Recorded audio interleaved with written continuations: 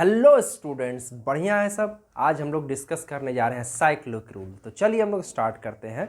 और तो देखिए, साइक्लिक रूल जो होता है वो थर्मोडायनेमिक्स का एक बहुत ही इंपॉर्टेंट रूल है।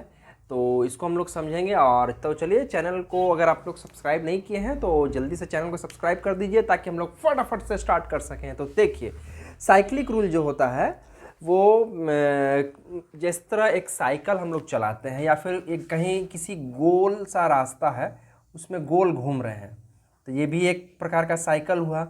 तो ठीक उसी तरह यहाँ पर भी हम लोग देखेंगे कि साइकिल किस तरह चल रहा है। तो मतलब यहाँ साइकिल नहीं चलाएंगे, हम लोग मैथ को फॉलो करेंगे और मैथमेटिक्स के थ्रू हम लोग घूमते हुए वहीं पहुँच जाएंगे जहाँ से हम लोग शुरू किए थे। तो देखिए, साइक्लिक रूल में हम लोग मानते हैं, मतलब लेते हैं कोई एक कोई एक नंबर लेते हैं, सपोज जेड लेते हैं, मगर वो कंडीशन ये है कि जेड जो है हमारा वो एक स्टेट फंक्शन होना चाहिए and it depends on 2 variable.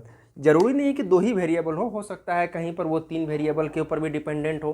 तो जहाँ जैसा होता है, बट हम लोग यहाँ पर 2 वेरिएबल्स को मान करके चल रहे हैं कि ये जो जेड है, Z is a state function. हमने पिछले क्लास में बताया था कि स्टेट फंक्शन वो फंक्शन होता है जो कि किसी भी प्रोसेस का इनिशियल और फाइनल स्टेट के ऊपर डिपेंडेंट होता है। ठीक है, तो z is a state function and it depend on the 2 variables x and y such that z is a function of x and y। ठीक है, यहाँ तक आप लोग को समझ में आ गया, क्लियर है। अब देखिए, अब होता क्या है कि ये तो हमारा फंक्शन हो गया z equal to f x y. अब अगर मान लेते हैं कि कुछ भी चेंजेस आता है z में, that is small change in z, small change in z, that is we can called it as dz। ठीक है, तो dz is a small changes in z। ठीक है, तो अगर z में कुछ भी स्मॉल चेंज आएगा तो करस्पॉन्डिंगली हमारा x और y में भी चेंजेस आएगा। और उसको हम लोग इस तरह लिख सकते हैं dz, एक्सक्यूज मी, मैं थोड़ा लाइट ऑन कर देता हूं। ठीक है, तो dz जो है that is equal to del z by del x at constant y into d x. Similarly for y term also, तो पार्शियली हमको डिफ्रेंशिएट करके इसमें शो करना है कि जिस तरह डी जेड, मतलब जेड में स्मॉल चेंजिंग आ रहा है, उसी तरह एक्स में भी स्मॉल चेंज आएगा और वाई में भी स्मॉल चेंज आएगा। ठीक है, तो ये हमारा चेंज जो है वो यहाँ पर शो हो गया।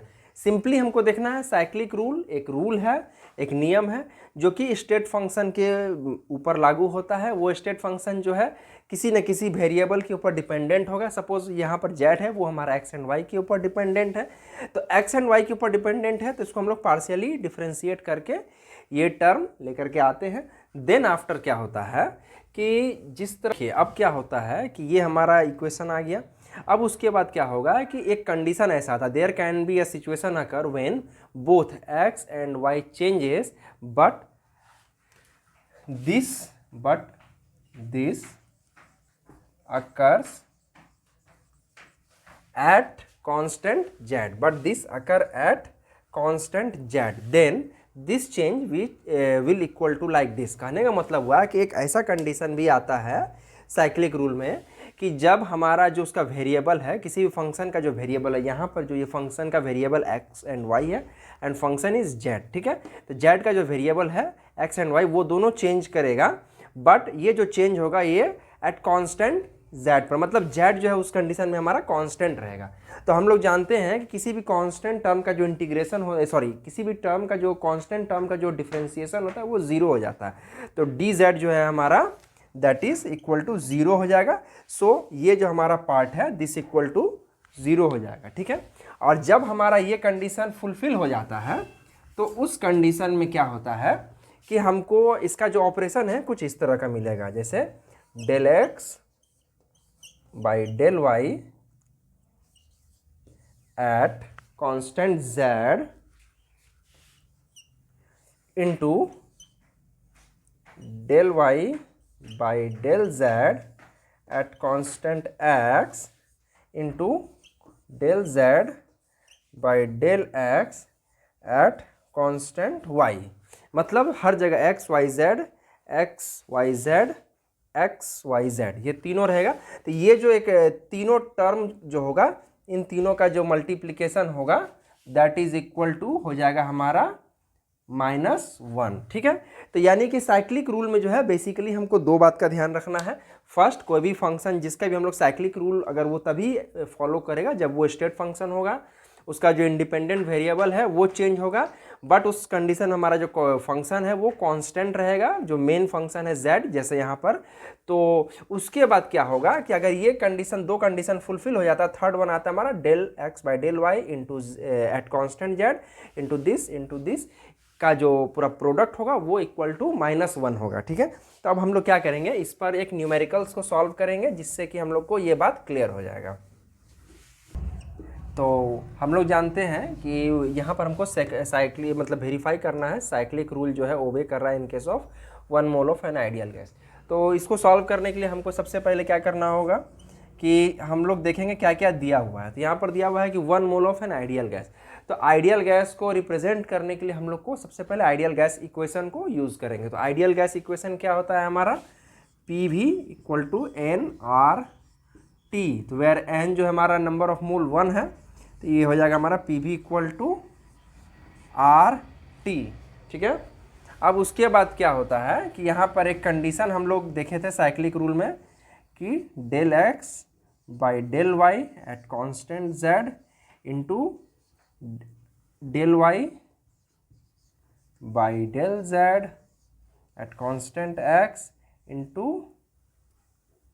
डेल जेड बाई जेड है एक्स है, यहाँ पर वाई हो जाएगा at constant x equal to -1, ठीक है। तो ये हमारा साइक्लिक रूल, अगर कोई भी हमारा फंक्शन साइक्लिक रूल को फॉलो कर रहा है तो ये हमारा रिजल्ट आएगा, ठीक है। तो ये हमारा क्वेश्चन है, verify for 1 mole of an ideal gas is it follow cyclic rule और नॉट, ठीक है।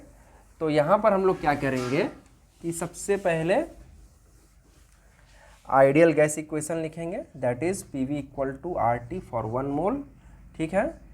P इक्वल टू हो जाएगा हमारा आर टी बाय वी, ठीक है। तब हम लोग क्या करेंगे कि देखिए यहाँ पर P है, तो P को हम लोग डिफ्रेंशिएट करेंगे del P by del V, P V और T। यहाँ पर जो है हमारा इस इक्वेशन में 3 वेरिएबल है, P है, V है और T है। सेकेंड पॉइंट, ये तीनों हमारा जो है T, V and P all are state function, ठीक है। तो डिफ्रेंशिएट करेंगे P with respect to V at constant T। तो यहाँ पर हमारा क्या वैल्यू हो जाएगा, ये हो जाएगा T तो हमारा कांस्टेंट है और R भी कांस्टेंट है, तो R into T divided by V है, तो V का जो डिफ्रेंशिएशन हो जाएगा -1 बाई वी स्क्वायर, ठीक है।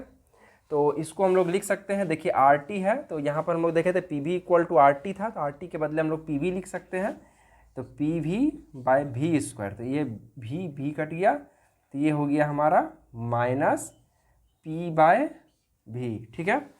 अब सेकेंड वन क्या है हमारा, P का तो हो गया टर्म में, अब क्या करेंगे हम लोग V के टर्म में इसको डिफ्रेंशिएट करेंगे, ठीक है। तो अगर हम V के टर्म में लेते हैं तो पी वी इक्वल टू होता है आर टी, ठीक है। तो V इक्वल टू हो जाएगा आर टी बाय पी, ठीक है।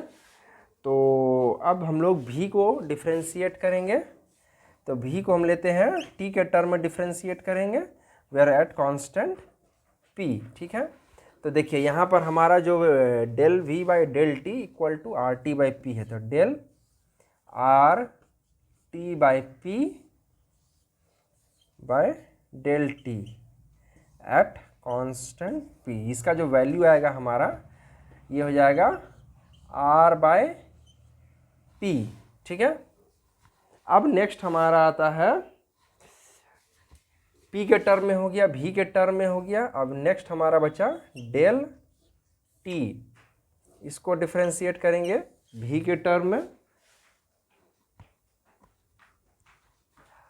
सॉरी V के टर्म में तो डिफ्रेंशिएट हो चुका है, तो यहाँ पर V के टर्म में भी डिफ्रेंशिएट हो गया है, T के भी टर्म में हो गया, तो हमारा एक बच रहा है बस P। तो P के टर्म में करेंगे तो P यहाँ पर कांस्टेंट V हो जाएगा और T।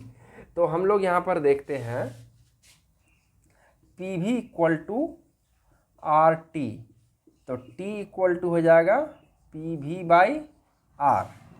तो पी वी बाई आर का जो डिफ्रेंशिएशन होगा in terms of P that is equal to हो जाएगा V/R।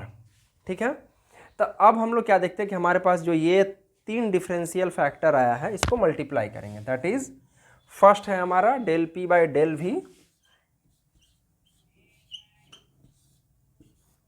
at constant t into del V/del t at constant p into del T/del P at constant V। तो इसका हमारा value आया था -P/V इंटू इसका वैल्यू आया था हमारा R/P और इसका वैल्यू आया था V/R। तो आप देख सकते हैं ये R कैंसिल हो गया, ये भी कैंसिल हो गया, ये P कैंसिल हो गया, बचा -1। ये जो माइनस है ऑलरेडी यहाँ पर हमें मिल चुका है, तो ये देखिए यहाँ पर दैट इज इक्वल टू -1। तो ये हमारा साइक्लिक रूल जो है अल्टीमेटली प्रूफ हो गया फॉर दिस क्वेश्चन।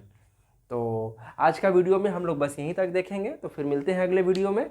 तब तक के लिए नमस्कार। और अगर आप लोग चैनल पर नए हैं तो प्लीज़ मेरे चैनल को सब्सक्राइब कीजिएगा ताकि आपको ऐसे ही अच्छे एजुकेशनल वीडियो मिलता रहे। और इसके अलावा एक और बात कहना है कि हम लोग अपने चैनल पर जो भी वीडियो प्रोवाइड करते हैं उसका एक खासियत आपको ये मिलेगा कि हमारा जो भी कंटेंट होता है वो डबल चेक रहता है और इसमें आपको एरर फ्री कंटेंट प्रोवाइड होता है। आप कई सारे यूट्यूब चैनल को देखेंगे जहाँ पर कि आपका जो कंटेंट है वो अगर वो लोग को उनको बनाने के समय अगर उनसे मिस्टेक हो जाता है और यदि कुछ गलती हो जाता है तो भी वो लोग वो गलत वाला ही कंटेंट को अपलोड कर देते हैं, मगर हम लोग ऐसा नहीं करते हैं, उस कंटेंट को डिलीट करते हैं और जो करेक्ट कंटेंट रहता है हम लोग बस उसी को अपलोड करते हैं। तो फिर मिलते हैं हम लोग अगले वीडियो में, तब तक के लिए जय हिंद।